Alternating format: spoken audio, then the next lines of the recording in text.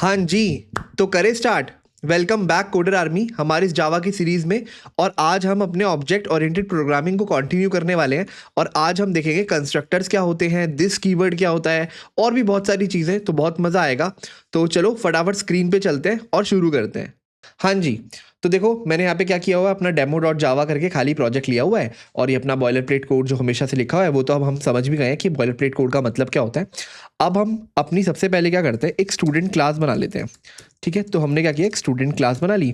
और लेट से स्टूडेंट में हमने क्या क्या चीज़ें रखते हैं, हम एक नाम रखते हैं स्टूडेंट का। ठीक है, उसकी एज रख लेते हैं, उसका रोल नंबर रख लेते हैं। ठीक है, और वो किस कॉलेज में है उसका नाम रख लेते हैं, कॉलेज। हाँ जी, तो हमने नाम, एज, रोल नंबर और कॉलेज ये सब रख लिया। फिर हमें पता है कि हमें अगर इस क्लास के ऑब्जेक्ट बनाने पड़ते थे तो हम क्या करते थे, हम लिखते थे स्टूडेंट, उस ऑब्जेक्ट का और रेफरेंस वेरिएबल का नाम S1, और फिर न्यू कीवर्ड लिखते थे और स्टूडेंट। ठीक है, इससे क्या होता था, इसका एक ऑब्जेक्ट बन जाता था। राइट, बहुत बढ़िया। अब इस ऑब्जेक्ट में अगर हमें वैल्यूज़ ऐड करनी होती थी तो हम ऐसे ऐड करते थे कि भाई S1 डॉट नेम हो गया, लेट से आदित्य, है ना। S1 डॉट एज हो गया, लेट से 28। हम कुछ इस तरह करते थे। अच्छा, अब क्या हो अगर मैं ये सब ना करूं, ये सब करना भूल जाऊं और सीधा system dot out dot print और मैं S1 का नेम प्रिंट करने की कोशिश करूं, क्या आएगा, डॉट S1 डॉट नेम को प्रिंट करने की कोशिश करूं। और सेम तरीके से मैं क्या करूं, मैं एज को प्रिंट करने की कोशिश करूं। सेम तरीके से मैं रोल नंबर और कॉलेज सबको प्रिंट करूंगा। तो एज, यहाँ पे आ गया हमारा रोल नंबर और यहाँ पे आ गया हमारा कॉलेज। ठीक है, क्या लगता है, अभी तक मैंने S1 के रेफरेंस वेरिएबल में कोई वैल्यू नहीं डाली है। मैंने S1 dot name, S1 dot as इस तरह करके कुछ भी डाला ही नहीं है। मैंने सीधा क्लास बनाई और इसको प्रिंट करने की कोशिश की। तो क्या होगा, कोई एरर आएगा? चलो इसको एक बार रन करके देखते हैं। नहीं, देखो एरर तो नहीं आया, हमारा कुछ आउटपुट आया। आउटपुट क्या आया, देखो S1 डॉट नेम की जगह प्रिंट हुआ नल, एज और रोल नंबर की जगह 0 0 और कॉलेज की जगह दोबारा से नल। अब इसका क्या मतलब है, देखो इसी को हम कहते हैं डिफॉल्ट वैल्यूज। ठीक है, क्या होता है डिफॉल्ट वैल्यूज, इसके बारे में थोड़ा सा डिस्कस करते हैं। सबसे पहले ना अपनी क्लास में वापस चलते हैं।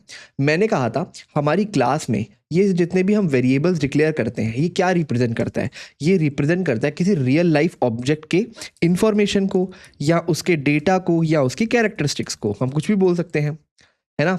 अगर हम यहाँ पे कुछ फंक्शंस बनाएं, ठीक है, for example void mark attendance, मैंने एक फंक्शन बनाया वॉइड मार्क अटेंडेंस जो किसी स्टूडेंट की अटेंडेंस को मार्क करता होगा।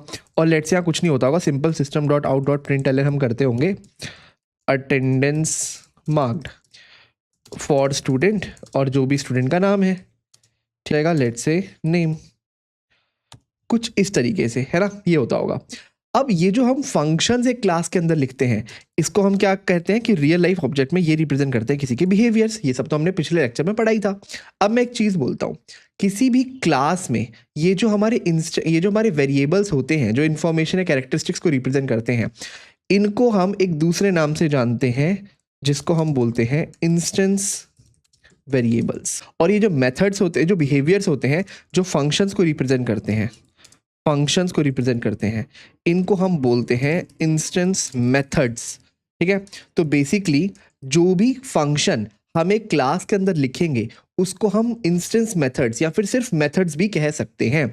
हमने ये इसलिए पढ़ा क्योंकि याद करो, एक मिनट मैं क्या करता हूँ, इन सबको एक बार के लिए कमेंट कर देता हूँ। मान लो हमने कोई स्टूडेंट नाम का ऑब्जेक्ट बनाया ही नहीं, हमारा मेन अभी तक खाली पड़ा है। ठीक है, और अभी तक जैसे हम कोड लिखते थे, हम यहाँ पे कुछ वेरिएबल डिक्लेयर करते थे, जैसे इंट x इक्वल टू 4। मान लो मैंने ये वेरिएबल डिक्लेयर किया। अब आपको क्या लगता है, ये जो x है ये कौन सा वेरिएबल है? इस केस में हम इसको बोलते हैं एक लोकल वेरिएबल। यहाँ पे हमने इसको बोला था इंस्टेंस वेरिएबल, यहाँ पे हम इसको बोल रहे हैं एक लोकल वेरिएबल। अच्छा, लोकल क्यों? हमने याद है इसकी बात की थी कि ये जो वेरिएबल है ना x, इसका स्कोप कब तक है, जब तक इस मेन फंक्शन का स्कोप है। राइट, जैसे ही ये मेन फंक्शन खत्म हुआ हमारे x का स्कोप खत्म हो गया, है ना। अब एक और चीज, ये जो हमारा x है ये क्या है, ये प्रिमिटिव डेटा टाइप है क्योंकि एक इंटीजर है। ठीक है, तो ये जो हमारा x है ना ये कौन सी मेमोरी में जाकर के स्टोर होगा, हमारी स्टैक मेमोरी में जाकर के स्टोर होगा। और इसका स्कोप कब खत्म हो जाएगा, जैसे ही हमारे इस मेन का स्कोप खत्म हो जाएगा। ठीक है, तो हमने बोला x हमारा एक है लोकल वेरिएबल। अब होता क्या है कि जब भी आप इंस्टेंस वेरिएबल्स बनाते हो, मतलब कोई भी एक ऐसी क्लास बनाते हो जिसके अंदर वेरिएबल्स हैं, जब आप ऑब्जेक्ट बनाओगे हमारे स्टूडेंट क्लास का यूजिंग न्यू कीवर्ड, तो आपको पता है कि हमारा ऑब्जेक्ट कहाँ बनेगा, हीप मेमोरी के अंदर। यानी कि इस ऑब्जेक्ट के अंदर जितने भी हमारे इंस्टेंस वेरिएबल्स हैं ये सब भी कहाँ होंगे, हीप मेमोरी के अंदर, राइट। तो क्योंकि ये सब हीप मेमोरी के अंदर है और एक ऑब्जेक्ट का पार्ट है, इनको हम बोलते हैं इंस्टेंस वेरिएबल्स। और दूसरी चीज, इनके पास होती है डिफॉल्ट वैल्यूज। क्या होती है, डिफॉल्ट वैल्यूज। अच्छा, डिफॉल्ट वैल्यूज ये होती हैं कि बेसिकली अगर हमने इस तरह से कोई इनको वैल्यूज असाइन नहीं की, जैसे मैंने यहाँ पे S1 name, age, roll number और कॉलेज सीधा प्रिंट करने की कोशिश की, कोई वैल्यूज असाइन नहीं की, तो ऐसी क्या वैल्यूज इनको बाय डिफॉल्ट मिल जाए, वो होती हैं डिफॉल्ट वैल्यूज। अब हर डेटा टाइप के लिए डिफॉल्ट वैल्यू अलग होती है। तो अगर आपका डेटा टाइप इंटीजर है, इसको मैं यहाँ ना लिख करके एक काम करते हैं, इसको यहाँ लिखते हैं, ठीक है।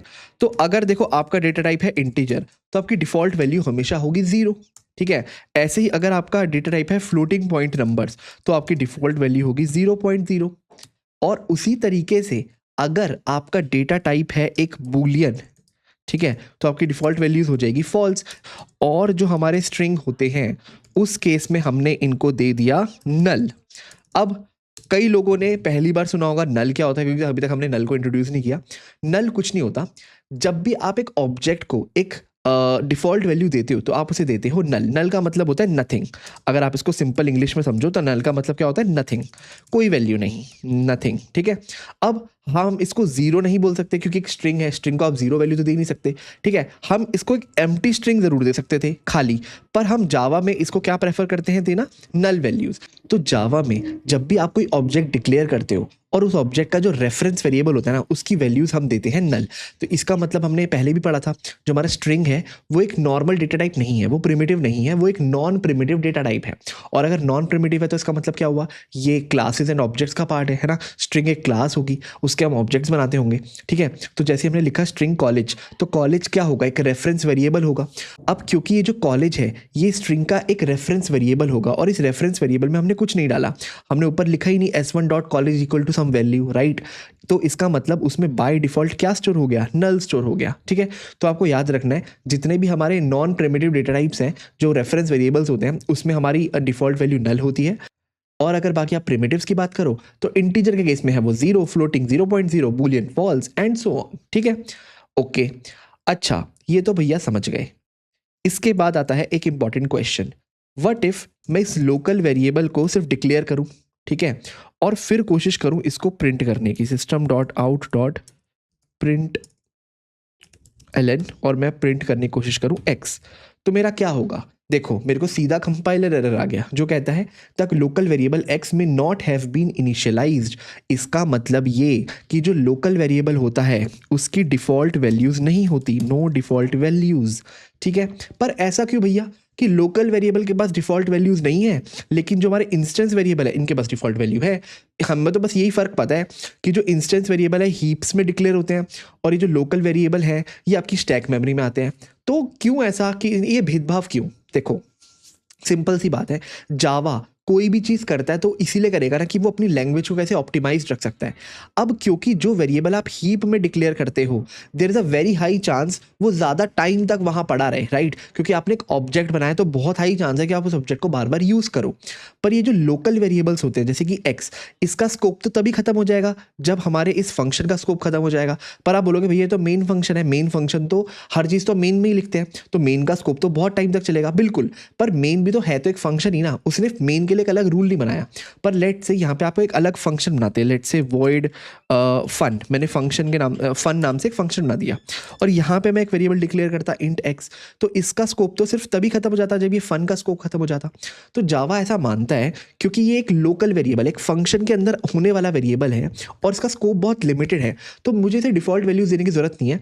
अपनी जावा की लैंग्वेज को फर्दर ऑप्टिमाइज रखने के लिए मैं इसमें कोई डिफॉल्ट वैल्यू नहीं देता, और मैं मैंडेटरी कर देता हूँ कि अगर आप इस वेरिएबल को यूज करना चाहते हो तो पहले उसमें खुद से कोई वैल्यू दो, राइट। देखो तभी हमारे को ये एरर आता है, द लोकल वेरिएबल एक्स में नॉट हैव बीन इनिशियलाइज्ड, ठीक है। तो आई होप आपको समझ आया होगा कि भाई हमारे पास जो इंस्टेंस वेरिएबल होते हैं उनकी डिफॉल्ट वैल्यूज होती हैं और हमारे लोकल वेरिएबल्स की डिफॉल्ट वैल्यूज नहीं होती। ओके, बहुत बढ़िया। तो मैं क्या करता हूँ, इन सबको अभी के लिए कमेंट कर देता हूँ, इसके सॉरी हाँ कमेंट करता हूँ, इसकी हमें ज़रूरत नहीं है, पर हमें इसकी ज़रूरत है, ठीक है, और इसकी भी ज़रूरत है। ओके तो मैंने आपको बोल दिया कि भाई डिफ़ॉल्ट वैल्यूज़ क्या होती हैं, पर अभी डिफ़ॉल्ट वैल्यूज़ को थोड़े टाइम के लिए साइड रखते हैं, इसको हम हटाते हैं और मैं लेट से सच में इसमें वैल्यूज़ देना चाहता हूँ। तो मैं कैसे देता, मैं कुछ ऐसे देता s1 dot name equal to Aditya, ठीक है, एक वैल्यू हो गई। s1 dot age equal to 28, दूसरी वैल्यू हो गई। s1 dot roll number equal to 101 let's say, और s1 डॉट कॉलेज, कॉलेज रह गया था तो ये भी देते हैं IIT गुवाहाटी, ठीक है, बहुत बढ़िया। तो मैंने इनकी वैल्यूज़ दे दी। अब अगर मैं इनको प्रिंट करूंगा तो मेरी देखो सही वैल्यूज़ प्रिंट हो जानी चाहिए, जो कि हो भी रही है, हमने पहले भी देखा था। अब मेरा क्वेश्चन ये है कि जब भी मैं एक ऑब्जेक्ट डिक्लेयर करता हूं और उनकी अगर मैं डिफ़ॉल्ट वैल्यूज़ नहीं चाहता, मैं सच में कुछ वैल्यूज़ देना चाहता हूं, तो मुझे ये प्रोसीजर करना पड़ता है फॉलो, है ना। S1 के अंदर जाकर के जो भी वेरिएबल्स हैं उन सबको एक वैल्यू देनी पड़ती है। बट तुम्हें लगता है ये बहुत टीडियस प्रोसेस है, ठीक है, मैं एक एक करके हर वेरिएबल को एक वैल्यू असाइन कर रहा हूँ। क्या हो मैं एक वेरिएबल के बारे में भूल जाऊँ, अब ये तो मैंने खुद बनाया था तो मुझे पता था name age roll number college 4 चीज़ें हैं, पर लेट से किसी और ने बना के मुझे दिया होता और मैं भूल जाता कि इसमें name age roll number college के अलावा, सॉरी, कॉलेज के अलावा लेट से एक और चीज़ है ग्रेड्स, मैं उसको असाइन करना भूल जाता। अगर मैं भूल जाता उसमें डिफॉल्ट वैल्यू चली जाती, पर मैं वो चाहता नहीं था, है ना। तो मुझे बार बार एक स्टूडेंट को जैसे ही मैंने डिक्लेयर किया, मुझे उसकी सारी वैल्यूज़ को एक एक करके देना पड़ा, है ना। क्या हो अगर जब ये ऑब्जेक्ट क्रिएट हो रहा है, जब ये ऑब्जेक्ट अपने आप क्रिएट हो रहा है यूजिंग दिस लाइन, अपने आप मैं उसमें कुछ वैल्यूज डाल सकूं, है ना। इसी टॉपिक को हम कहते हैं कंस्ट्रक्टर्स, जो हमारे आज के टॉपिक का भी नाम है। कंस्ट्रक्टर्स का मतलब कुछ नहीं होता, इसका मतलब होता है टू क्रिएट एन ऑब्जेक्ट, ठीक है। आप एक ऑब्जेक्ट को कंस्ट्रक्ट करते हो और जब आप उसे कंस्ट्रक्ट कर रहे होते हो आप उसमें कुछ वैल्यूज डाल देते हो। अच्छा, वो हम कैसे डालते हैं, चलो अब वो देखते हैं। तो सबसे पहले इसको आईपैड पे जाके देखते हैं और फिर इसको यहाँ पे समझेंगे कोड में। हाँ जी, तो हम बात करने वाले हैं जावा में कंस्ट्रक्टर्स की, ठीक है। तो सबसे पहले मैं क्या करता हूँ, मैं अपनी एक क्लास स्टूडेंट जो थी उसी को दोबारा से बना लेता हूँ, ठीक है। उसमें मेरे पास क्या क्या था, बेसिक बेसिक चीज़ें रख लेते हैं। हमारे पास था नेम, हमारे पास थी एज, हमारे पास था रोल नंबर और हमारे पास था कॉलेज, और फिर हमारे पास ये क्लास ख़त्म हो जाती थी, ठीक है। मैं थोड़ी सी जगह छोड़ी है, अभी उसमें हम चीज़ें भरेंगे, मैं बताऊंगा क्या, ठीक है। तो ये हमारे पास हमारी क्लास होती थी, ठीक है। अब मैंने आपको कहा कि जब भी मैं इस क्लास का ऑब्जेक्ट बनाने लगता था ना, जब भी मैं इस क्लास का ऑब्जेक्ट बनाता था, मुझे ये लाइन लिखनी पड़ती थी, student S1 equal to new student. बहुत बढ़िया। अब फिर अगर मुझे इन वैल्यूज़ को, बेसिकली इन वेरिएबल्स को कुछ वैल्यूज़ देनी है, तो मेरे को क्या करना पड़ता था, S1 dot name, S1 dot as, है ना, कुछ इस तरीके से सिंटैक्स लिखना पड़ता था। और मैंने कहा यहाँ पे काम आते हैं हमारे कंस्ट्रक्टर्स, जो क्या करते हैं, एक ऑब्जेक्ट के क्रिएशन के टाइम पे ही उसको कुछ वैल्यूज़ दे देते हैं। अब वो कैसे करते होंगे, देखो सबसे पहले इसका सिंटैक्स समझो। हम सबसे पहले कंस्ट्रक्टर कहाँ बनाएंगे, हम यहीं पे बनाएंगे, ठीक है। कंस्ट्रक्टर ना आपको बिल्कुल एक फंक्शन की तरह दिखेगा, एक मेथड की तरह दिखेगा, पर उसके कुछ रूल्स हैं, ठीक है। कंस्ट्रक्टर के रूल्स क्या हैं, चलो पहले वो भी डिस्कस कर लेते हैं ताकि आपको कंस्ट्रक्टर बनाने में बहुत आसानी हो, ठीक है। रूल्स ऑफ कंस्ट्रक्टर, ठीक है, ये इसके बेसिक बेसिक रूल्स हैं जो मैं यहाँ लिख रहा हूँ, ठीक है। सबसे पहला, कंस्ट्रक्टर का जो नाम है, जो भी हम कंस्ट्रक्टर का नाम रखेंगे वो एकदम सेम होगा जो हमारी क्लास का नाम है, ठीक है। तो सेम नेम एस क्लास, ये आपको याद रखना है, ठीक है। मैं बताऊंगा अभी वो सब क्यों, ठीक है। दूसरा, कंस्ट्रक्टर का, क्योंकि मैंने कहा था ना वो एक मेथड है, तो वो है तो मेथड, पर वो एक स्पेशल तरह का मेथड है, स्पेशल तरह का फंक्शन है, तो उसका कुछ रिटर्न टाइप नहीं होता, नो रिटर्न टाइप। अब कोई रिटर्न टाइप नहीं होता, इसका मतलब वॉइड होता होगा, नहीं, नॉट इवन वॉइड, ठीक है। इसका रिटर्न टाइप वॉइड भी नहीं होता, हम इसको बस खाली छोड़ देते हैं। अगेन वो भी मैं बताऊंगा क्यों, ठीक है। तीसरा, ये जो कंस्ट्रक्टर है ना, ये ऑटोमेटिकली कॉल हो जाता है जैसे हम एक ऑब्जेक्ट को डिक्लेयर करते हैं, तो automatically called during object creation, जब हम उस ऑब्जेक्ट को क्रिएट करते हैं। चौथा, अब ये बेसिकली हमारे किस काम आता है, ये हमारे काम आता है किसी एक नए ऑब्जेक्ट को इनिशियलाइज करने में, है ना, used to initialise an object, right, यही तो हम इसके साथ कर रहे थे। और इसका एक पांचवा रूल भी है, अब क्योंकि ये एक मेथड की तरह है, कंस्ट्रक्टर एक मेथड की तरह है, तो it can also be overloaded. हमने मेथड ओवरलोड की, फंक्शन ओवरलोड की बात की हुई है, ठीक है। तो it can also be overloaded, इसके बारे में भी हम अभी देखेंगे, राइट। तो ये कुछ रूल्स हैं एक कंस्ट्रक्टर के, ठीक है। हम इन सारे रूल्स को फॉलो करते हैं, मैं आपको रूल्स का रीज़न भी दूंगा कि ऐसा क्यों है, इंटरनली हम ऐसा क्यों फॉलो करते हैं, ठीक है। तो सबसे पहले चलते हैं अपनी क्लास की तरफ और अपने कंस्ट्रक्टर बना लेते हैं। ओके, तो मैं क्या करूँगा, मैंने क्या कहा था, यहाँ पे मैं कंस्ट्रक्टर बनाऊंगा। तो सबसे पहले मैंने क्या कहा था कि हमारा जो कंस्ट्रक्टर है वो एक मेथड की तरह है, पर उसका नाम सेम होगा जो हमारी क्लास का नाम है। हमारी क्लास का नाम है स्टूडेंट, तो मैं कंस्ट्रक्टर बनाऊंगा स्टूडेंट। ठीक है, अब मैंने क्योंकि बताया था मेथड की तरह है, तो ऑब्वियसली इसमें पैरामीटर आते होंगे और इसमें करली ब्रैकेट आता होगा कुछ इस तरीके से, है ना। अब यहाँ पे हम किसी भी मेथड का लिखते हैं रिटर्न टाइप, पर इसका तो कोई रिटर्न टाइप होता ही नहीं है, वॉइड भी नहीं होता, तो मैं इसको खाली छोड़ दूंगा। तो इसका सिंटेक्स हुआ कुछ ऐसा, स्टूडेंट ब्रैकेट और मेरे curly bracket start, curly bracket end, बीच में आएगा कुछ समथिंग। ठीक है, डू समथिंग, वो मैं अभी बताता हूँ क्या। ठीक है, तो हमने यहाँ पे कुछ रूल्स फॉलो कर लिए, same name as class, no return type, not even void. ठीक है, अब आगे चलते हैं। ठीक है, अब इसके अंदर आता क्या होगा, ये बहुत इंटरेस्टिंग है। इसके अंदर मैं अपने जितने भी वेरिएबल्स हैं उनको एक वैल्यू प्रोवाइड कर सकता हूँ, वो वैल्यूज़ जो उनको अपने आप मिल जाएगी जब भी एक नया ऑब्जेक्ट क्रिएट होगा। फॉर एग्जांपल मैं लिख सकता हूँ जो भी मेरा नेम है उसमें बाय डिफ़ॉल्ट डाल देना आदित्य, क्योंकि अगर मैं कुछ नहीं करूँगा तो उसको जीरो वैल्यू मिलेगी, सॉरी नल वैल्यू मिलेगी। मैं नहीं चाहता नल मिले, मैं चाहता हूँ उसको नेम की जगह मिल जाए आदित्य। वैसे ही मैं चाहता हूँ एज की जगह अपने आप 28 मिल जाए, रोल नंबर अपने आप 101 हो जाए, और लेट्स से कॉलेज अपने आप IIT गुवाहाटी हो जाए, कुछ मैं ऐसा चाहता हूँ। अब जैसे ही मैंने ये कर लिया, जैसे ही मैंने ये बनाया, अब जब मैं इस क्लास का एक ऑब्जेक्ट बनाऊंगा student S1 equal to new student करके, और मैं system dot out dot print S1 dot name, S1 dot age, S1 dot roll number करूंगा, तो मुझे ये सारी वैल्यूज मिलेंगी, राइट। मुझे क्या मिलेंगी, आदित्य 28101 IIT गुवाहाटी। यही है हमारा कंस्ट्रक्टर का पूरा कॉन्सेप्ट। इसे अभी हम कोड में करके देख लेंगे, पर सबसे इंटरेस्टिंग बात अभी हमें समझनी पड़ेगी कि हमने कहा, यहाँ पे हमारा एक रूल भी लिखा है, कहाँ लिखा है, हाँ, automatically called during object creation, कि जब आप एक ऑब्जेक्ट को क्रिएट कर रहे होगे using this line student S1 equal to new student, तो मैंने कहा ये जो हमारा कंस्ट्रक्टर है ना, ये अपने आप कॉल हो जाता है, अपने आप। हमें से मतलब आप किसी मेथड को कॉल कैसे करते हो, आप उसका नाम लिखते हो जैसे स्टूडेंट, ठीक है, और फिर उसको कॉल करते हो कुछ इस तरीके से, पर हमने तो ऐसा कॉल किया ही नहीं। अरे बिल्कुल किया है, ये तो किया, ये देखो, हमने यहाँ पे देखो क्या लिखा हुआ था, स्टूडेंट और हमारे पैरेंथेसिस और सेमीकोलन। इसी तरीके से तो हम किसी मेथड को कॉल करते हैं। तो ये जो लाइन है ना कहने वाली, automatically called during object creation, actually ये ऑटोमेटिकली कॉल नहीं हो रहा, इसको हम कॉल कर रहे हैं, बस हमें पता नहीं लगता, क्योंकि ये हमारे सिंटेक्स का पार्ट है। हम हमेशा सिंटेक्स में, अगर मैं इसको थोड़ा अलग कलर से लिखूं, हमेशा सिंटेक्स में ये तो लिखेंगे ही, न्यू स्टूडेंट और यहाँ पे करली ब्रैकेट, है ना। तो अब आपको समझ आ रहा होगा कि भाई ठीक है, न्यू का काम तो मैं लास्ट लेक्चर में समझ गया था कि डायनेमिकली मेमोरी को एलोकेट करता है हीप मेमोरी में, है ना। अब लेकिन ये हम आगे स्टूडेंट क्यों लिखते हैं, तो अब आपको समझ गया होगा कि हम इसको लिखते हैं अपने कंस्ट्रक्टर को कॉल करने के लिए। तो हमारी क्लास में जो भी कंस्ट्रक्टर बना होगा, हम इससे कॉल कर रहे हैं यूजिंग दिस कीवर्ड स्टूडेंट, और फिर जो भी हमारी क्लास का नाम है और हमारे करली ब्रैकेट, है ना। तो आई होप आपको अब पूरी की पूरी इस लाइन का मतलब अच्छे से समझ आया होगा कि S1 तो हमारा रेफरेंस वेरिएबल है, स्टूडेंट हमारा डेटा टाइप है, हमारा यूजर डिफाइंड डेटा टाइप है, और हमारी क्लास का नाम है। न्यू क्या करता है, मेमोरी एलोकेट करता है डायनेमिकली। तो हो क्या रहा होगा कि जैसे आपने लिखा न्यू, सबसे पहले जो हमारी हीप मेमोरी है उसमें एक ऑब्जेक्ट की मेमोरी एलोकेट होती है, और जब आपने लिखा स्टूडेंट को कॉल किया, कंस्ट्रक्टर कॉल किया, तो बेसिकली क्या होगा, नेम एज रोल नंबर को डिफॉल्ट वैल्यू मिल जाएगी। तो लेट्स से यहाँ पे आ गया आदित्य, नेम की जगह यहाँ पे आ गया 28, रोल नंबर की जगह यहाँ पे आ गया 101, सॉरी एज की जगह 28 आ गया, रोल नंबर की जगह 101 आ गया, यहाँ पे IIT गुवाहाटी आ गया। तो इनको डिफॉल्ट वैल्यूज मिल गई। उसके बाद जब ये वाली लाइन एग्जीक्यूट हो गई, फिर हम इसको असाइन किसको कर रहे हैं, S1 को, और S1 आपका होता है स्टैक मेमोरी के अंदर, ये हमारी स्टैक है।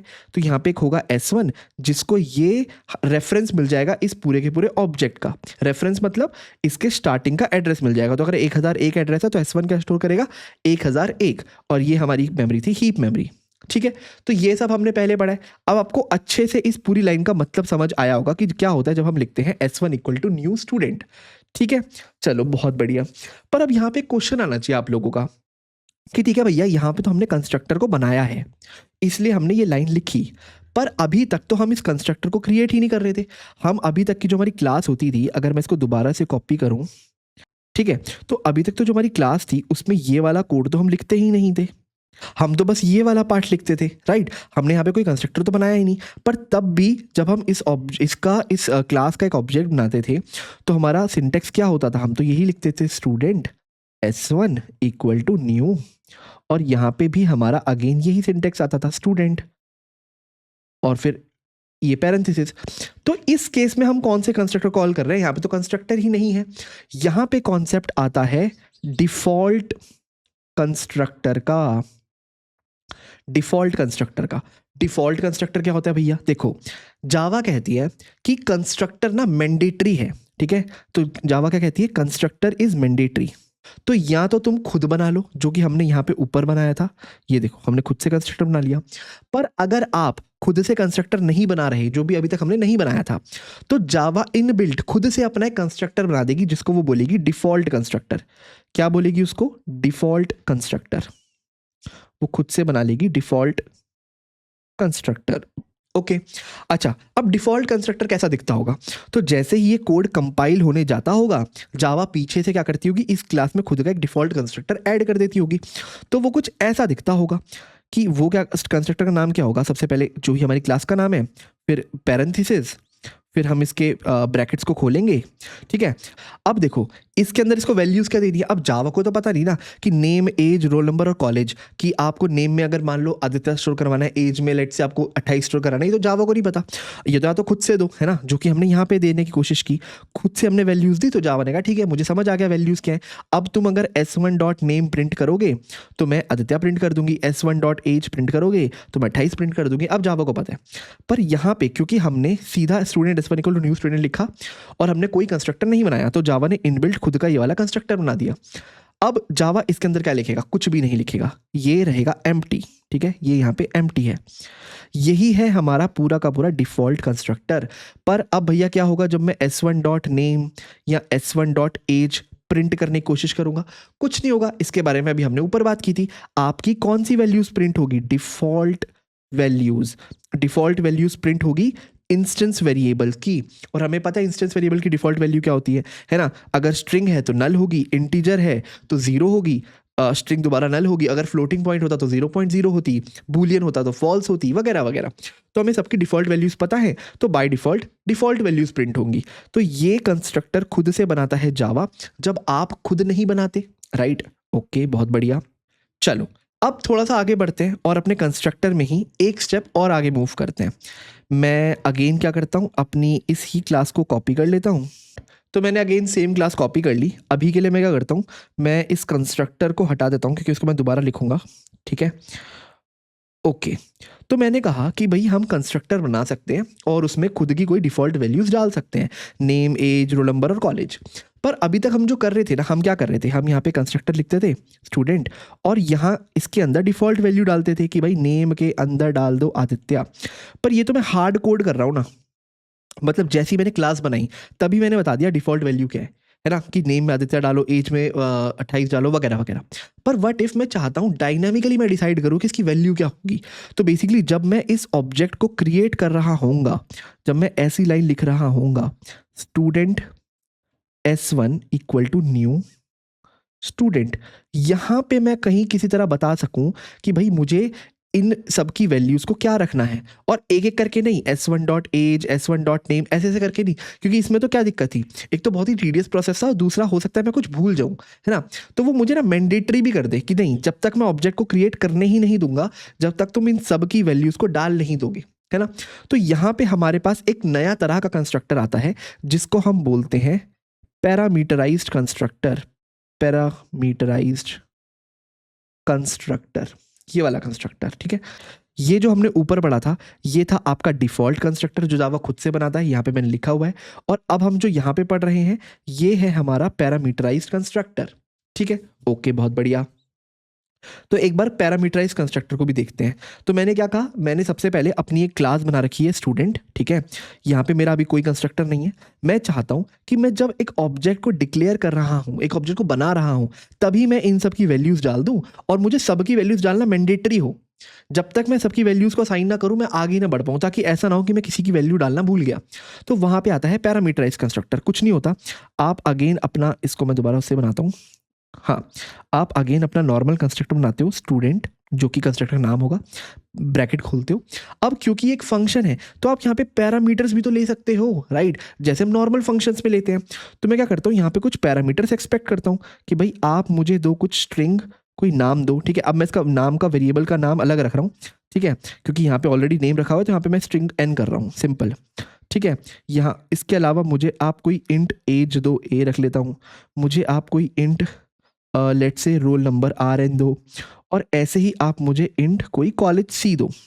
जब आप ये सब वैल्यूज़ मुझे दोगे तो मैं क्या करूँगा, मैं कुछ नहीं करूँगा, हमारा जो ये नेम है उसमें n डाल दूंगा, एज है उसमें ये वाला a डाल दूंगा, ये वाला, और हमारा रोल नंबर है उसमें मैं अपना RN डाल दूंगा। ये रोल नंबर को हमने RNO किया हुआ है ना, हाँ, रोल नंबर है तो उसमें RN डाल दूंगा, और कॉलेज है उसमें मैं C डाल दूंगा, कुछ इस तरीके से। तो उसने क्या किया, नेम मतलब ये वाला नेम, इसमें मैं कौन सी वैल्यू डालूंगा, n मतलब ये वाली जो आ रही है। सेम इस तरीके से इसने पूरा कंस्ट्रक्टर डिफाइन कर दिया। अब जब आप इसका ऑब्जेक्ट बनाओगे तो क्या होगा, आप इसका ऑब्जेक्ट ऐसे नहीं बनाओगे, ठीक है, क्योंकि अब आप इसको पैरामीटर्स पास करने पड़ेंगे। तो मैं इसको दोबारा बना के दिखाता हूँ कि अब हम इसका ऑब्जेक्ट कैसे बनाएंगे। देखो, अब हम इसका ऑब्जेक्ट बनाएंगे कुछ इस तरीके से। हम लिखेंगे student S1 equal to new, यहाँ मैं अगले लाइन में लिख लेता हूँ स्टूडेंट, ये तो हम लिखते हैं। अब हम ब्रैकेट खोलेंगे और यहाँ पे हम एट्रीब्यूट्स पास करेंगे इस पैरामीटर के। बेसिकली जैसे हम नॉर्मल मेथड कॉल करते थे पैरामीटर्स दे करके, वैसे हम नॉर्मल मेथड कॉल कर रहे हैं, यहाँ पे कंस्ट्रक्टर कॉल कर रहे हैं पैरामीटर्स अपने एट्रीब्यूट्स दे करके।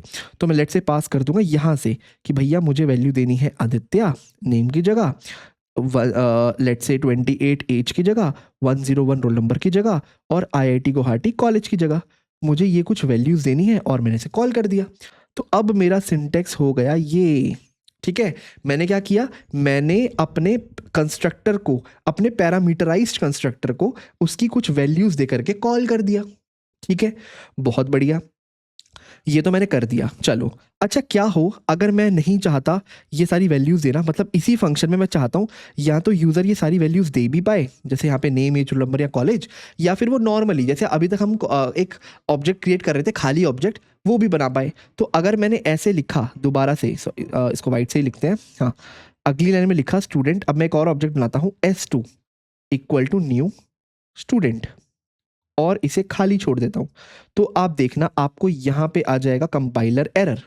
और वो कंपाइलर एरर इसलिए आएगा, वो कहेगा कि भाई आपको यहाँ पे पैरामीटर्स देने पड़ेंगे, क्योंकि हमारे पास जो अब कंस्ट्रक्टर है उसमें ये सारी वैल्यूज़ वो एक्सपेक्ट करता है। तो आप यहाँ पे खाली कॉल ही नहीं कर सकते। पर भैया अभी तो हमने कहा था डिफ़ॉल्ट कंस्ट्रक्टर भी होता है जो जावा खुद से बना देता है, वो तो हमेशा खाली होता है। पर यहाँ पे रूल ये है कि डिफ़ॉल्ट कंस्ट्रक्टर सिर्फ तभी बनता है जब आप खुद का कोई कंस्ट्रक्टर ना बनाओ। एक बार आपने खुद का कोई भी कंस्ट्रक्टर बना दिया, चाहे खुद डिफ़ॉल्ट बनाया हो चाहे पैरामीटराइज्ड बनाया हो, जावा अपना अंदर से डिफॉल्ट कंस्ट्रक्टर नहीं बनाता। तो अब एक ही कंस्ट्रक्टर है, वो है ये वाला पैरामीटराइज कंस्ट्रक्टर, और वो चारों वैल्यू एक्सपेक्ट करता है, पर आप तो देना नहीं चाहते। तो उस केस में आप क्या करोगे, उस केस में हम करते हैं कंस्ट्रक्टर को ओवरलोड, ठीक है। कंस्ट्रक्टर को ओवरलोड मतलब, अच्छा ओवरलोड का मतलब हमने पहले पढ़ा हुआ है, क्या हो, आप खुद सोचो क्या हो कि मैं यहाँ पे एक और कंस्ट्रक्टर बना दूं, लेट से स्टूडेंट, और इसे खाली छोड़ दूं, ये लो मैंने इसको खाली छोड़ दिया। अब ये हमारा क्या हो गया, डिफॉल्ट कंस्ट्रक्टर भी हो गया, एक पैरामीटराइज कंस्ट्रक्टर भी हो गया। अब ये कोई आर्ग्यूमेंट नहीं लेता, सॉरी ये कोई पैरामीटर नहीं लेता और ये पैरामीटर्स लेता है, तो ये हमारे क्या हो गए, हमारे मेथड ओवरलोड का एग्जांपल हो गया। हमने यहाँ पे कंस्ट्रक्टर्स को ओवरलोड कर दिया। तो अब मेरा ये वाला एरर भी दूर हो जाएगा। मैं इस तरह से भी ऑब्जेक्ट बना सकता हूँ, राइट। इसको भी मैं एक बार मार्क कर देता हूँ, ये तो मैं इस तरीके से भी ऑब्जेक्ट बना सकता हूँ, मैं इस तरीके से भी ऑब्जेक्ट बना सकता हूँ, क्योंकि मेरी सारी चीज़ें, मेरे पास डिफ़ॉल्ट कंस्ट्रक्टर भी एग्जिस्ट करता है यहाँ पे, और मेरे पास पैरामीटराइज कंस्ट्रक्टर भी एग्जिस्ट करता है यहाँ पे, राइट। तो एक बार अभी तक हमने ये जो किया है ना, फटाफट चलते हैं और इसको एग्जीक्यूट करते हैं, और इसके बाद मूव करते हैं अपने नेक्स्ट कीवर्ड दिस की तरफ, ठीक है। तो देखो मैंने क्या किया, डेमो 2 करके एक फाइल बना ली ताकि हम उसमें सारी चीज़ें ना करते रहे, है ना, उसको ऐसे ही रहने देते हैं। और यहाँ पे दोबारा अपना स्टूडेंट क्लास बना लेते हैं। तो मैं इसको यहीं से कॉपी कर लेता हूँ, ये मेरी स्टूडेंट क्लास है कुछ यहाँ, ठीक है। और मैं इन सबको हटा देता हूँ, ये सब तो वहाँ लिखा ही हुआ है, ठीक है। चलो मैं इस बिहेवियर को भी रहने देता हूँ, इस मेथड को, मार्क अटेंडेंस को। मैंने क्या कहा था कि सबसे पहले अगर मैं यहाँ पे एक ऑब्जेक्ट बनाता हूँ student S1 equal to new student, देखो तो यहाँ पे हमने इस तरह से कॉल किया था स्टूडेंट, यहाँ पे हमने कंस्ट्रक्टर ही कॉल किया होगा। कौन सा कंस्ट्रक्टर कॉल किया होगा, डिफॉल्ट कंस्ट्रक्टर, क्योंकि यहाँ पे तो कुछ है ही नहीं, है ना। पर और ये यहाँ पे अलाउड भी है ऑब्वियसली, है ना, क्योंकि जावा ने खुद से कंस्ट्रक्टर बना दिया होगा। पर अगर मैं चाहता हूँ कि मैं खुद का एक डिफ़ॉल्ट कंस्ट्रक्टर बनाऊँ तो मैं कैसे बना सकता हूँ, कुछ इस तरीके से, स्टूडेंट और ऐसे, और मैं यहाँ पे वैल्यूज़ दे सकता हूँ। लेट्स से नेम मैंने दे दिया आदित्य, ठीक है, एज मैंने दिया 28, रोल नंबर मैंने दिया, सॉरी, रोल नंबर मैंने दिया लेट्स से 101, और कॉलेज मैंने दिया IIT गुवाहाटी, कुछ इस तरीके से, है ना। ठीक है, अब देखो, अब अगर मैं इसकी सारी चीज़ों को प्रिंट करने की कोशिश करूंगा, उसको भी मैं यहीं से कॉपी कर लेता हूँ, कुछ इस तरीके से, कुछ ऐसे। तो अब आपको पता ही है हमारा क्या प्रिंट होना चाहिए, हमारा जो भी इस डिफ़ॉल्ट कंस्ट्रक्टर में ये सब वैल्यूज़ रखी हुई हैं ये प्रिंट होनी चाहिए। तो एक बार ये भी देख लेते हैं, बिल्कुल ठीक है, हमारी सही वैल्यूज़ प्रिंट हुई। अच्छा, मैं यहाँ पे अगर सब कुछ खाली छोड़ देता, यहाँ पे मैं कुछ लिखता ही नहीं, सब कुछ खाली छोड़ देता, तो मैंने इसको कमेंट कर दिया अभी के लिए, या इसको हटा ही देते हैं, चलो, मैंने सब कुछ खाली छोड़ देता, तो ये हमारा वही डिफ़ॉल्ट कंस्ट्रक्टर बनाता जो जावा खुद से बना देता है। तो ये मुझे लिखने की ज़रूरत नहीं है, ऑप्शनल है, ठीक है, ये है डिफ़ॉल्ट कंस्ट्रक्टर, ये तो जावा खुद से ही बना देता है, तो मुझे इसको लिखने की ज़रूरत ही नहीं होती, है ना। तो मेरा क्या प्रिंट होता, मेरी अगेन सारी डिफ़ॉल्ट वैल्यूज प्रिंट हो जाती, नल 0 0 नल, है ना। अब बनाते हैं पैरामीटराइज्ड कंस्ट्रक्टर। तो मैं काम करता हूँ, मैं यहाँ पे एक और स्टूडेंट नाम का कंस्ट्रक्टर बनाता हूँ, क्योंकि मैं ओवरलोड कर सकता हूँ, और मैं यहाँ पे कुछ वैल्यूज़ देता हूँ। Let's say int n, name चाहिए, सॉरी नेम इंट नहीं है, स्ट्रिंग है, मुझे एक नेम एक्सपेक्टेड है n, एक एज एक्सपेक्टेड है, एक रोल नंबर एक्सपेक्टेड है, और मुझे एक्सपेक्टेड है एक कॉलेज।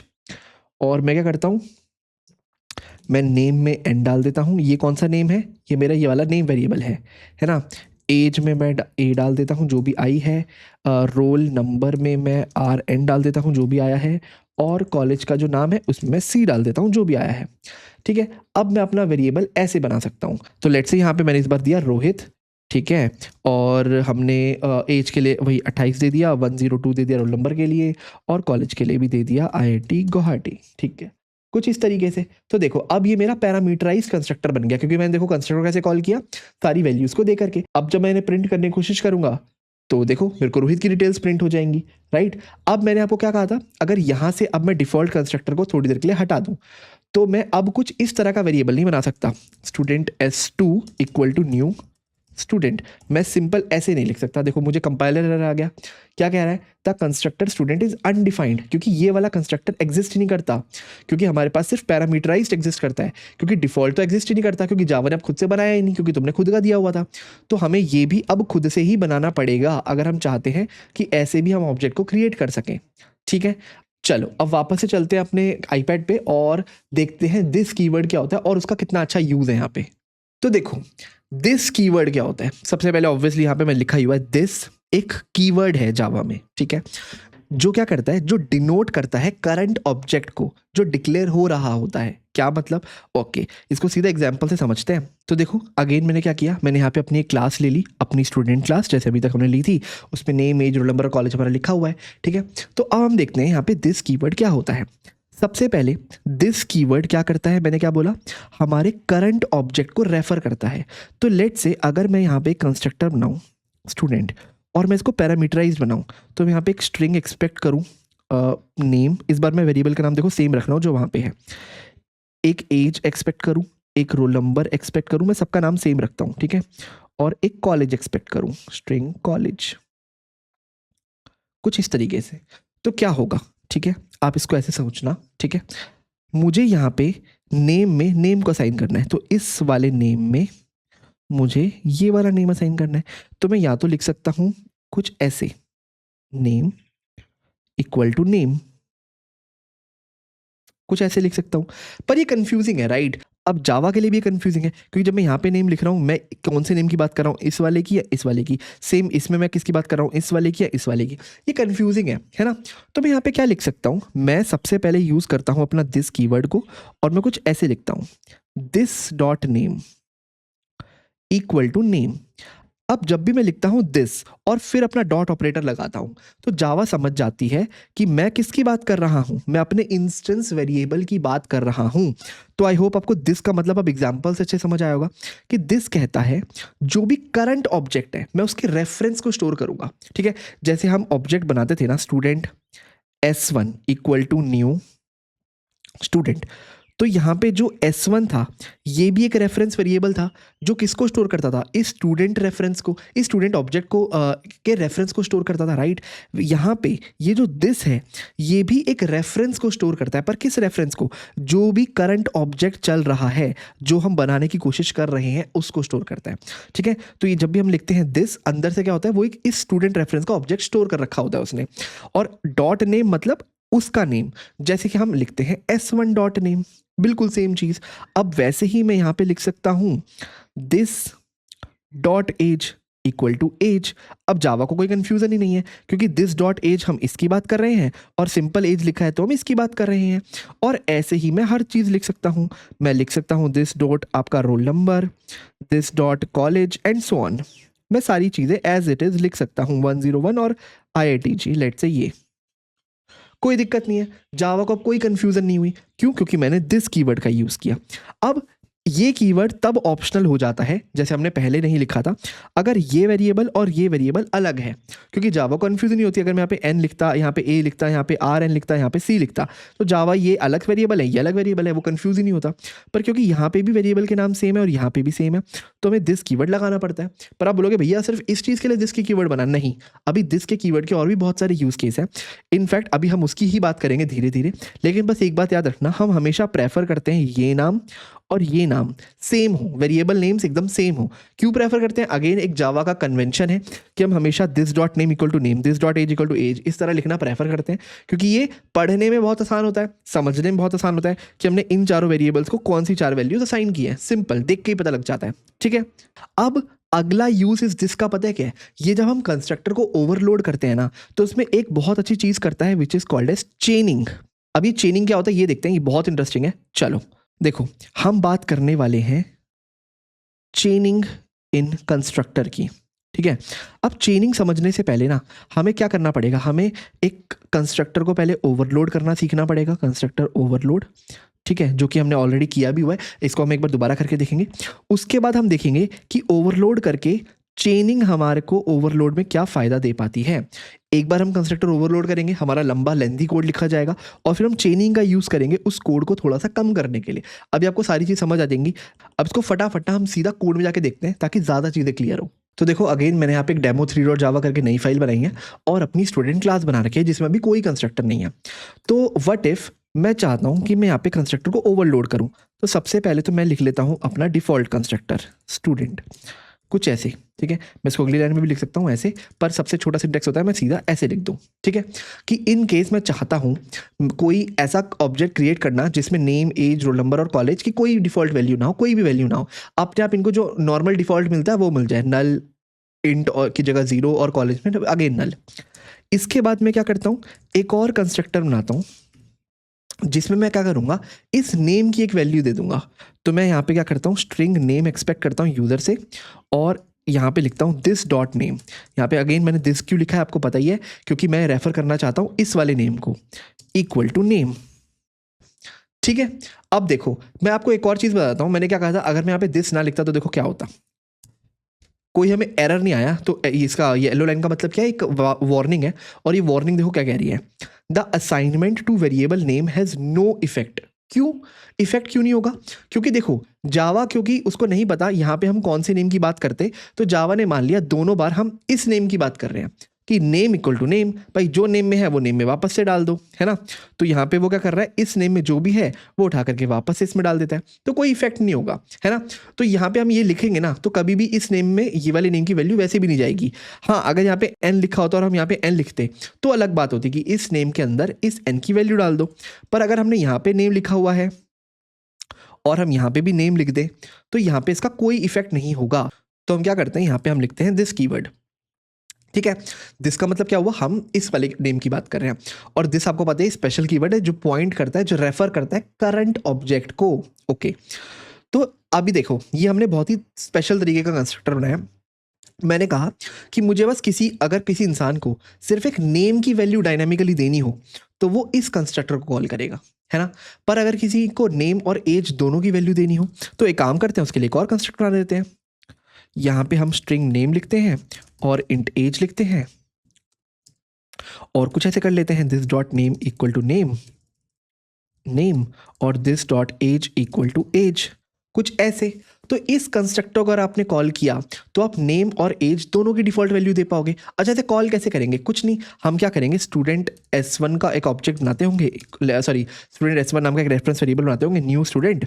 अब देखो, या तो मैं यहाँ पे खाली दे सकता हूँ, या तो मैं यहाँ पे एक नाम पास कर सकता हूँ, तो ये वाला कंस्ट्रक्टर कॉल हो जाएगा, या फिर मैं नाम के साथ अपनी एज भी पास कर सकता हूँ, तो ये वाला कंस्ट्रक्टर कॉल हो जाएगा। बेसिकली जैसे हम फंक्शन ओवरलोड करते थे वैसे ही हमने कंस्ट्रक्टर ओवरलोड किया हुआ है, राइट। चलो इसको हम बाद में करेंगे, अभी हम इसको आगे बढ़ते हैं। सेम तरीके से मैंने क्या बोला, मैं एक और कंस्ट्रक्टर बनाता हूँ जिसमें इंसान नेम, एज और साथ में रोल नंबर भी दे सकता हो, रोल नंबर, ठीक है। तो उस केस में मैं क्या करूँगा, this dot roll number equal to roll number, not Rohit, roll number, कुछ ऐसे साइन कर दूंगा, है ना। ओके, बहुत बढ़िया।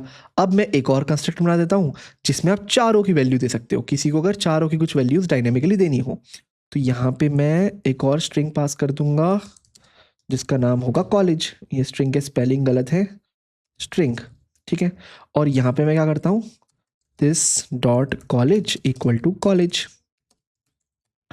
ओके, कॉलेज, बहुत बढ़िया। तो मैंने देखो अपने चारों कंस्ट्रक्ट बना दिए, सारी वैल्यूज लेने वाला, 3 वैल्यूज, 2 वैल्यूज, 1 वैल्यूज और 0 वैल्यूज। तो अब मैं यहाँ पे कैसे भी तरह के ऑब्जेक्ट बना सकता हूँ। तो लेट से मैंने एक S1 बनाया जो कोई वैल्यू नहीं लेता, ठीक है, ये भी वैलिड है। मैं एक S2 बना सकता हूँ, ठीक है। मैं यहाँ पे एक S2 भी बना सकता हूँ जो लेट से सिर्फ एक नेम लेता है, लेट से आदित्य, यहाँ पे सॉरी आदित्य, ठीक है। मैं ऐसे ही एक S3 बना सकता हूँ। अब आप समझ गए होंगे कि मैं क्या कर रहा हूँ, है ना। सबको एक एक वैल्यू दे रहा हूँ, एज के साथ, आदित्य के साथ वो एक वो भी ले सकता है, लेट से रोल नंबर 101, है ना। चलो एक काम करते हैं, यहाँ पे एक नया नाम दे देते हैं रोहित, और रोल नंबर भी नया देते हैं 102, है ना। एक और नया ऑब्जेक्ट बना देता हूँ S4 के नाम से, जो क्या करता है, नेम भी ले सकता है, नेम इस बार लगते हैं रोहन, एज 102 नहीं है, सॉरी एज तो 28 ही होनी चाहिए। यहाँ पे लेट से एज है 30, और इस बार रोल नंबर आ जाता है 103, है ना। रोल नंबर भी ले लिया, और एक और ऑब्जेक्ट बनाता हूँ S5 जो सारी वैल्यू लेगा। इसका रोहन का हम वो छोटा कर देते हैं, लेट्स इसको हम बोलते हैं मोहन, ठीक है। ये भी लेट से ये 31 साल का है, रोल नंबर है 104, और कॉलेज है लेट से IIT बॉम्बे, कुछ भी, ठीक है। तो हमने देखो 5 ऑब्जेक्ट बनाए, S1, S2, S3, S4, S5, और अलग अलग कंस्ट्रक्टर कॉल किया, 0 पैरामीटर्स के साथ, 0 आर्ग्यूमेंट के साथ, 1 आर्ग्यूमेंट, 2, 3 और 4 आर्ग्यूमेंट्स के साथ। तो हम ये कर सकते हैं। अब आपको पता ही होगा, अगर इस वाले कंस्ट्रक्टर में S1 डॉट नेम में प्रिंट करूं तो नल प्रिंट होगा, क्योंकि डिफॉल्ट वैल्यू प्रिंट होगी, क्योंकि यहाँ पे कोई भी वैल्यू नहीं है। In fact name, age, roll number या कॉलेज में इसमें S1 डॉट कुछ भी प्रिंट करने की कोशिश करूं, सारी डिफॉल्ट वैल्यूज प्रिंट होगी। नेम और कॉलेज नल होगा, एज रोल नंबर 0 होगा, हमने पता है। इसमें क्या होगा, S2 डॉट नेम तो आदित्य प्रिंट हो जाएगा, लेकिन बाकी सारी चीजें, एज, रोल नंबर, कॉलेज, ये सब क्या जाएगा, ये सब आपका डिफॉल्ट जाएगा, है ना। एज आपका हो जाएगा 0, रोल नंबर 0 और कॉलेज अगेन नल। इस केस में S3 में आपको पता है नेम भी है, एज भी है, बस रोल नंबर और कॉलेज डिफॉल्ट जाएगा। S4 में सिर्फ कॉलेज डिफॉल्ट जाएगा, और S5 में कोई भी वैल्यू डिफॉल्ट नहीं जाएगी, सबकी वैल्यू हमने यहाँ ऊपर दे रखी है, ठीक है। तो इसको हम बोलते हैं कंस्ट्रक्टर ओवरलोडिंग, सिंपल, ये तो हमने देखा है। अब देखो कंस्ट्रक्टर चेनिंग में मैं क्या कर सकता हूँ, मैं ना इस कोड को थोड़ा सा रिड्यूस कर सकता हूँ। मुझे पता है कि यहाँ पे नेम असाइन हो जाएगा और बाकी सारी डिफॉल्ट वैल्यूज जाएंगी, राइट। यहाँ पे नेम और एज असाइन हो जाएगा, बाकी सारी डिफॉल्ट वैल्यूज जाएंगी। यहाँ पे name, age, roll number assign हो जाएगा, बाकी क्या ही बचा, कॉलेज बचा, वो डिफॉल्ट जाएगा, और यहाँ पे कोई भी डिफॉल्ट नहीं रहेगा। तो अगर हमारे पास चारों पांचों तरह के कंस्ट्रक्टर्स एग्जिस्ट करते हैं, और फाइनल कंस्ट्रक्टर ये है जो सब कुछ बेसिकली असाइन करता है, तो मैं एक कंस्ट्रक्टर से दूसरे कंस्ट्रक्टर को भी कॉल कर सकता हूं। कैसे? Using this keyword. देखो मैं क्या करूं, मैं एक सिंटेक्स लिखूं, दिस पैरेंथेसिस, अभी बताऊंगा मैं क्या करना चाहता हूं, और यहां पे मैं पास करूं नेम, ठीक है, क्योंकि ये तो हमारा नेम यहाँ पे है ही। एज की जगह मैं पास कर दूं 0 जो डिफॉल्ट वैल्यू होती है, रोल नंबर 0 जो डिफॉल्ट वैल्यू होती है, और नल जो कि हमारा कॉलेज की डिफॉल्ट वैल्यू होती है। तो देखो यहाँ पे मैंने पता है क्या किया, मैंने इस कंस्ट्रक्टर से अपने सबसे बड़े वाले कंस्ट्रक्टर को कॉल कर दिया, सारी वैल्यूज देके, नेम, एज, रोल नंबर और कॉलेज, और कैसे मैंने कॉल किया, यूजिंग दिस कीवर्ड। तो दिस का दूसरा यूज क्या है, वो एक कंस्ट्रक्टर से दूसरे कंस्ट्रक्टर को कॉल कर सकता है। और उसका सिंटेक्स क्या होता है, आप कीवर्ड लिखते हो दिस और उसके बाद पैरेंथेसिस बनाते हो, जैसे आप एक फंक्शन को कॉल कर रहे हो। तो अगेन ये मैंने कहा था ना स्पेशल कीवर्ड है, इसके मल्टीपल यूजेस हैं। तो देखो अगर मैं यहाँ पे जाऊंगा तो मैं सीधा यहाँ पहुंच जाऊंगा। ये मैं गया कैसे, कुछ नहीं किया मैंने। यहाँ पे अगर देखो मैंने दिस पे होवर किया और मैंने अपने मैक में कमांड पकड़ा, तो यहाँ पे मेरे को उसको क्लिक करने का आइकन आ गया। सिंपल, ये हर आईडी में होता है, आप जा करके इस पे सीधा देख सकते हो, ठीक है, कि मैं कौन से वाले पे रेफर कर रहा हूँ। ठीक है, ओके, बहुत बढ़िया। अब यहाँ पे भी मैं सेम कर सकता हूँ, नेम एज को ऐसे ना असाइन करके मैं सीधा क्या करूँ, दिस कॉल करूँ, नेम की जगह नेम, एज की जगह एज, मतलब सबसे बड़ा कंस्ट्रक्टर कॉल कर रहा हूँ मैं। ठीक है, अब रोल नंबर है नहीं तो 0 और कॉलेज है नहीं तो नल, जो डिफॉल्ट वैल्यूज होती हैं हमने वो पास कर दी। इसको हमने अगेन सेमीकोलन लगा दिया। ठीक है, सेम यहाँ पे मैं इतनी बड़ी 3-3 लाइन लिखता, इससे अच्छा मैं क्या करता, सीधा दिस कीवर्ड यूज करता, नेम की जगह नेम जाता, एज की जगह एज जाती, रोल नंबर की जगह रोल नंबर जाता और यहाँ पे चले जाता नल। कुछ इस तरीके से यहाँ पे नेम जाएगा, ओके, है ना। और यहाँ पे तो हमने कर ही रखा है, यहाँ पे एक बार तो लिखना ही पड़ेगा सबको एक एक बार करके असाइन, है ना, राइट। अब क्या होगा, अब देखो इससे कुछ नहीं होगा, बिल्कुल सेम आउटपुट आएगा जो पहले आया था, बस हमने सारे कंस्ट्रक्टर को चेन कर दिया। अब ये वाला कंस्ट्रक्टर, ये वाला कंस्ट्रक्टर और ये वाला कंस्ट्रक्टर तीनों मिला के इसको कॉल कर रहे हैं। तो फाइनली आंसर इसी कंस्ट्रक्टर से आ रहा है ना। जैसे ही आपको नेम मिला, इसने क्या कहा, मैं बड़े वाले कंस्ट्रक्टर को इसको कॉल कर रहा हूं, नेम की जगह मैं नेम दे दूंगा, बाकी देखो एज, रोल नंबर और अपने कॉलेज की जगह मैं डिफॉल्ट वैल्यूज दे दूंगा। यहाँ पे डिफॉल्ट वैल्यूज आ गई।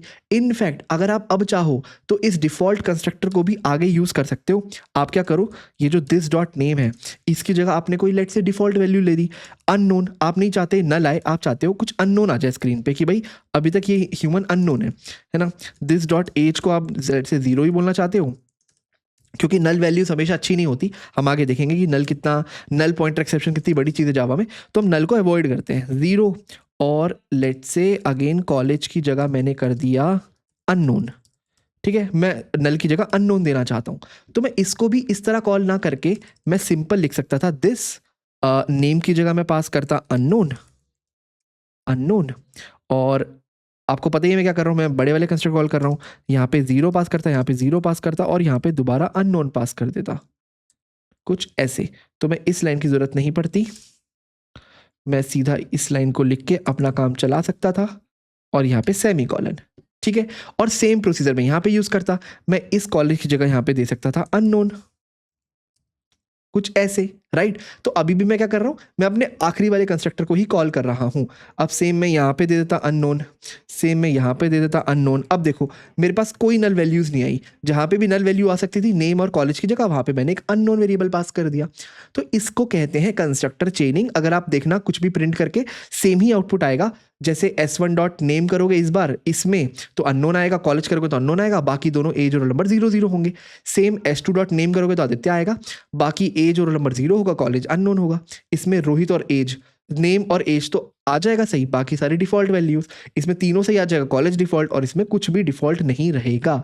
ठीक है, तो एक काम करते हैं, बस एक कोई रैंडम वैल्यू प्रिंट करके देख लेते हैं, आउट डॉट प्रिंट एलन। मैं क्या करता हूँ, चलो S3 का रोल नंबर प्रिंट करने की कोशिश करता हूँ। ठीक है, S3 का रोल नंबर तो मुझे 0 मिलना चाहिए, बिल्कुल, है ना। और वैसे ही S3 का अगर मैं कॉलेज प्रिंट करने की कोशिश करूं तो मुझे क्या मिलना चाहिए, अननोन मिलना चाहिए, अननोन, है ना, बिल्कुल सही। अब यहाँ पे मैं एक और चीज़ आपको बताता हूँ, हमने कंस्ट्रक्टर चेनिंग कैसे की थी कि इन सारे चारों कंस्ट्रक्टर को हमने इस बड़े वाले कंस्ट्रक्टर से जोड़ दिया। एक और तरीका होता है कंस्ट्रक्टर चेनिंग का, वो कैसे, मैं इस सबसे छोटे कंस्ट्रक्टर को उससे बड़े कंस्ट्रक्टर से जोड़ूं, उससे बड़े को इससे बड़े से जोड़ूं, इससे बड़े को इससे जोड़ूं और इससे बड़े को इससे जोड़ूं। कैसे, बहुत सिंपल है। देखो मुझे पता है कि ये जो सबसे वाला कंस्ट्रक्टर है ना, सबसे छोटा कंस्ट्रक्टर जो कोई आर्ग्यूमेंट नहीं लेता, उसमें कुछ भी ना दूं, सिर्फ एक नेम दूं।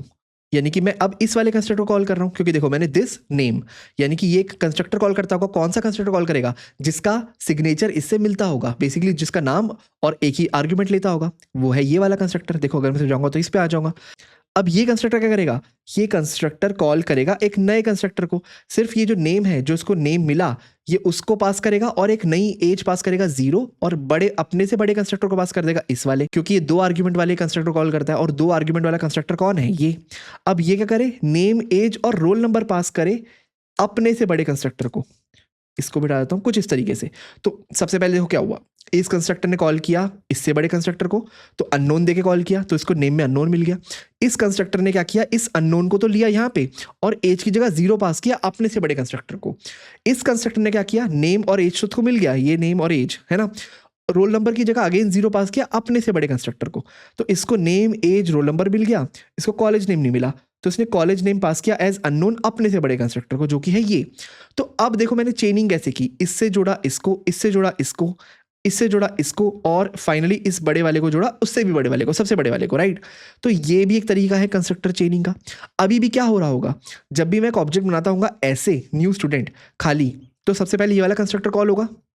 जैसे ये कॉल हुआ, इसने कॉल किया इस कंस्ट्रक्टर को, इसने कॉल किया इस कंस्ट्रक्टर को, इसने कॉल किया इस कंस्ट्रक्टर को, इसने कॉल किया इस कंस्ट्रक्टर को, और फाइनली वैल्यूज वही मिली कि यहाँ पे क्या हुआ होगा, इसने अननोन कॉल किया इसके साथ, इसने अननोन और 0 कॉल किया इसको, इसने अननोन 0 0 कॉल किया इसके साथ, इसने अननोन 0 0 अननोन कॉल किया इसके साथ, और फाइनली यहाँ पे वैल्यूज क्या आ गई, अननोन 0 0 अननोन। तो अगर आपको भरोसा नहीं होता तो एक काम करो, S1 की डिटेल्स को प्रिंट कर लो, ठीक है। एक बार ये प्रिंट करके देख लेते हैं, बिल्कुल अननोन 0 0 अननोन जो हमने एक्सपेक्ट किया था। और अगर आप देखना चाहते हो कि सारी कॉल ऐसी हुई है क्या, इससे ये कॉल हुआ, इससे ये कॉल हुआ, इससे ये कॉल हुआ, इससे ये कॉल हुआ, तो एक काम करते हैं, हर कंस्ट्रक्टर में प्रिंट करा लेते हैं कुछ, system.out.println, ठीक है, I am in first constructor ऐसे लिख लेते हैं, ठीक है।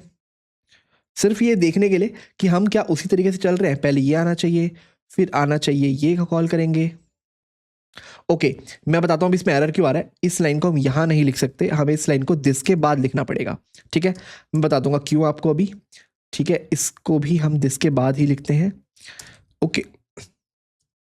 चलो साथ ही बता देता हूँ, देखो जब भी आप कोई कीवर्ड लिखते हो ना दिस, ये हमेशा पहली लाइन होनी चाहिए कंस्ट्रक्टर के अंदर की।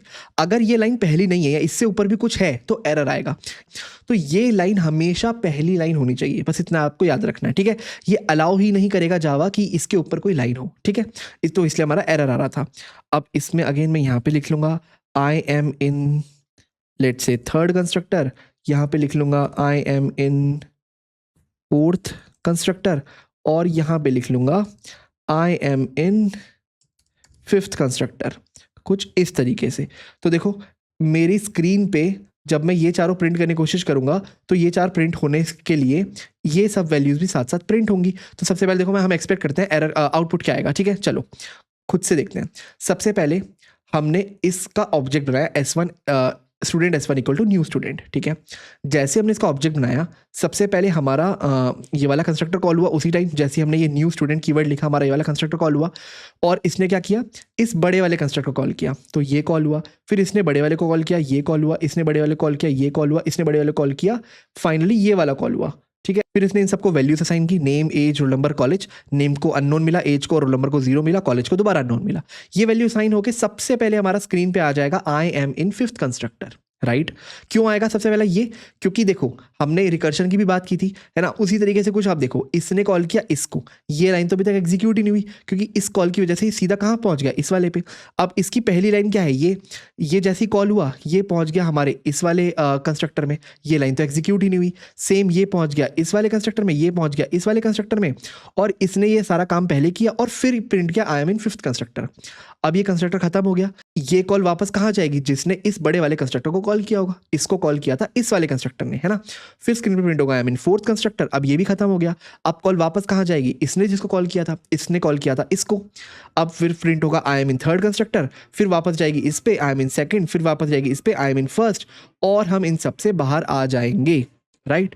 उसके बाद जब हम ये वाली चीजें प्रिंट करने की कोशिश करेंगे तो हमारा अननोन 0 0 अननोन कॉल हो जाएगा, ठीक है। तो पहले आना चाहिए I am in fifth constructor, फिर फोर्थ, थर्ड, सेकंड, फर्स्ट, पहले ये सब आना चाहिए, उसके बाद इन सब की वैल्यूज आनी चाहिए अननोन 0 0 अननोन, ठीक है। ओके देखते हैं ऐसा ही हो रहा है क्या। बिल्कुल, ये देखो I am in fifth constructor, fourth, third, second, first. अच्छा ये दोबारा क्यों प्रिंट हो रहे हैं, ये इसलिए प्रिंट हो रहे हैं क्योंकि हमने बहुत सारे ऑब्जेक्ट बना रखे हैं, इनको एक बार कट कर देते हैं, कमेंट कर देते हैं, सॉरी। अब एक बार देखते हैं,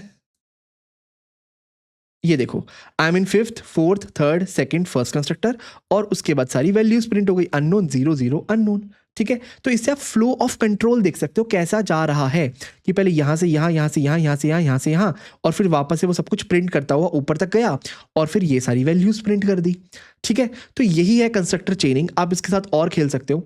आप चाहो तो डायरेक्टली इससे पहले ये वाला कॉल करो जो हमने पहले किया था, और फिर क्या प्रिंट होगा, फिर प्रिंट होगा I am in fifth constructor, और उसके तुरंत बाद प्रिंट होगा I am in first constructor, है ना। सेम आप हर चीज के साथ खेल के देख सकते हो, आपको समझ आ जाएगा कंस्ट्रक्टर चेनिंग कैसे काम करती है। और ये बहुत इंपॉर्टेंट हो जाती है जब आपको कुछ ऐसा करना हो कि आपको बहुत सारा लंबा लंबा कोड नहीं लिखना, क्योंकि यहाँ तो अभी सिर्फ 4 वेरिएबल है ना। आप चाहते हो ये इसको कॉल करके अपनी वैल्यू मिल जाए, इसको इससे कॉल करके वैल्यू मिल जाए, इसको इससे कॉल करके वैल्यू मिल जाए। तो अपने सारे कंस्ट्रक्टर्स को आपस में हमने क्या किया, चेन कर दिया यूजिंग दिस कीवर्ड। तो दिस एक बहुत इंपॉर्टेंट कीवर्ड है, आपको याद रखना पड़ेगा। दिस हमेशा क्या करता है, एक करंट ऑब्जेक्ट के रेफरेंस को स्टोर करता है। तो आप दिस डॉट नेम ऐसे भी लिख सकते हो, या फिर एक कंस्ट्रक्टर भी कॉल कर सकते हो यूजिंग दिस कीवर्ड। ठीक है, चलो आई होप आपको ये सारी चीजें समझ आई होंगी। अब इस लेक्चर को बस कंक्लूड करते हैं, उससे पहले मुझे आपको बस एक और चीज बतानी है कि ना ये ना इंटरव्यू में बहुत इंपॉर्टेंट क्वेश्चन आता है कि क्या हम कंस्ट्रक्टर को मैनुअली कॉल कर सकते हैं, मैनुअली जैसे हम बाकी फंक्शंस को कॉल करते हैं। और इसका आंसर होता है नो, हम बस कंस्ट्रक्टर को मैनुअली खुद से कॉल नहीं कर सकते। कंस्ट्रक्टर कब कॉल होगा, जब या तो उसका ऑब्जेक्ट बनाया जाए, जैसे student s1 equal to new student, यहाँ पे पहली बार हमने कंस्ट्रक्टर को कॉल करते हैं, या फिर यूजिंग दिस कीवर्ड जो हमने कंस्ट्रक्टर्स के अंदर लिखा हुआ था। हमने क्या किया था, कुछ ऐसे नहीं किया था, दिस नेम और लेट्स से यहाँ पे हम कॉमा एज, और हमने कहा था इस वाले कंस्ट्रक्टर को कॉल कर दो। तो हम इस तरीके से भी कर सकते हैं, पर हम एक नॉर्मल फंक्शन की तरह कहीं भी कोड के बीच में ऐसे नहीं लिख सकते कि भैया मुझे एक स्टूडेंट का कंस्ट्रक्टर कॉल करना है, या फिर अगर मुझे कुछ आर्ग्यूमेंट भी देनी है तो आर्ग्यूमेंट दे के कॉल करना है। ये लिखना अलाउड नहीं है। आप कंस्ट्रक्टर को खुद से मैनुअली कॉल नहीं कर सकते। It can only be called या तो जब आप ऑब्जेक्ट क्रिएट कर रहे हो फर्स्ट टाइम, या फिर यूजिंग दिस कीवर्ड जो हमने अभी देखा था। ठीक है, तो ये इंटरव्यू का बहुत इंपॉर्टेंट क्वेश्चन है, आपको एक चीज याद रखनी पड़ेगी। दूसरा, एक और इंटरव्यू स्पेसिफिक क्वेश्चन है जो बहुत इंपॉर्टेंट रहता है कि भैया हमने कहा था, हाँ यहीं पे देखते हैं कि जब भी हम ये लाइन लिखते हैं student s1 equal to new student, तो ये जो न्यू कीवर्ड है ये डायनामिकली मेमोरी को एलोकेट करता है। डायनामिकली मतलब रन टाइम पे, है ना।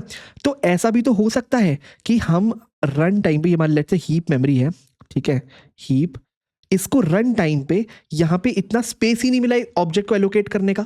बिल्कुल हो सकता है, क्योंकि ये एक रन टाइम पे कर रहा है। हो सकता है हमारी हीप मेमोरी पहले से ही पूरी फुल हो, भरी हुई हो, हमें वो स्पेस ही नहीं मिले इस ऑब्जेक्ट को एलोकेट करने का। तो ऐसा बिल्कुल हो सकता है।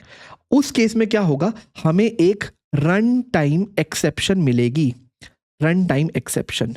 ठीक है, इसको मैं ढंग से लिख लेता हूं कि हमारे को क्या होगा, एक रन टाइम एक्सेप्शन मिलेगी। कब, जब हमारे पास इनफ स्पेस अवेलेबल नहीं होगा हीप मेमोरी के अंदर। अगर ये पूरी हीप मेमोरी भरी होगी, not enough space available, not enough space in heap, कुछ इस तरीके से। ठीक है, तो ये बहुत इंपॉर्टेंट क्वेश्चन है, कई बार इंटरव्यू में पूछ लेते हैं। लोगों को लगता है हर बार मेमोरी मिल जाएगी, जरूरी नहीं है। हाई चांस है हर बार मिल ही जाती है, पर कभी कभार इनसफिशिएंट मेमोरी हो सकती है आपका, अगर हीप फुल हो जाए। दूसरा, जो मैंने आपको कहा, कंस्ट्रक्टर आप डायरेक्टली खुद से कॉल नहीं कर सकते, दो ही तरीके से कॉल कर सकते हो, या तो आप पहली बार जब आप ऑब्जेक्ट बना रहे हो, या यूजिंग दिस कीवर्ड जो हमने पहले देखा था। तो आई होप आपको मजा आया होगा, सारी चीज़ अच्छे से समझ आई होंगी। इस वीडियो में इतना ही, आपसे मिलते हैं नेक्स्ट वीडियो में, तब तक के लिए थैंक यू सो मच।